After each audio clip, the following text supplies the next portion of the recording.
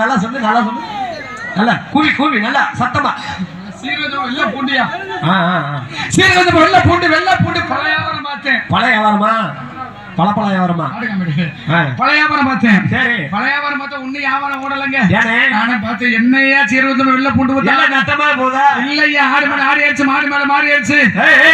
ஆடு மேல ஆடு ஏறானே அப்புறம் ஆடுறவங்க அண்ணா இல்லனே, சீரகம் வெள்ள பூண்டு வித்து ஆடு மேல ஆடி ஆயிடுச்சு, மாடு மேல மாறி ஆயிடுச்சு, எல்லாம் ஏறிச்சு எல்லாம் ஏறி என்ன வண்ட இல்லையா காஜி போது என்ன வண்ட காசை கொண்டு விட்டு நேரா அப்பாட்டி வீட்டுக்கு போனேன்.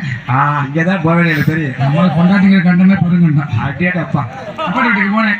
அது அங்கே போய் சொன்னா சரி ஏதாவது பண்ணிட்டு என்ன இந்த காசை வச்சு என்ன செய்ய போறோம், ஏதாவது குழப்ப பாப்போம்னா சரி ஏதாவது பிசினஸ் கீசி பண்ணுமான்னு கேட்டேன். என்ன ஒரு எல்லா பிசினஸ் நட்டமா தான் போகுது, ஒரு பிசினஸ் கூட ஒன்னும் வியாபாரம் பண்ண மாட்டேங்குது.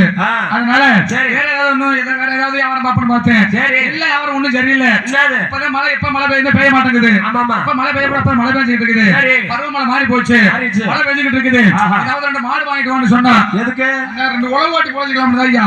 ஓ மாடு? ஆமா ஐயா, டிராக்டர் விட்டா 1500 வந்து போச்சு. ஏன் வம்பு? ரெண்டு மாட்டை வாங்கணும்னுச்சுக்க நம்ம பாட்டு ஏற புரிய உழவு கிடுக்குன்னு ஓடிட்டு போயிட்டே இருக்கலாம். ஒட்டு கலப்பையோ கூறு கலப்பையோ நம்ம கூறுகளை ஏதோ ஒரு கலப்பையா போட்டு ஓட்டலாம்னு நானும் பாருங்க. நானும் சந்தைக்கு போய் நானும் வீட்டை விட்டு பணத்தை கொண்டுகிட்டு கலப்பைக்கு மூலி இருக்குமே, மூலி இருக்கா? நம்ம மூலி பெருமூலியா?